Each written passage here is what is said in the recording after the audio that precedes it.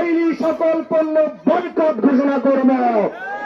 আমি একজন মুসলমান হিসাবে আমার নিজের উপার্জিত টাকা আমি ইসরায়েলি পণ্য কিনে আমার মুসলমান ভাইদের উপর বোমা নিক্ষেপ করতে দেব না। যারা ইসরায়েলের সাথে আপোষ করবে, যারা ইসরায়েলের সাথে সমঝোতা করবে, তাদেরকেও আমরা বয়কট করব। Israel boycott, America boycott, Bharat আমাদের দেশীয় শত্রু, ভারতীয় পণ্য আমরা বয়কট করব। ইতিমধ্যে আপনারা জানেন ওয়াকফ বিলের নামে আমাদের ভারতের মুসলমানদের জানমালের নিরাপত্তাহীনতায় ভুগছে। তাই আমরা ভারতীয় পণ্য বয়কট করব।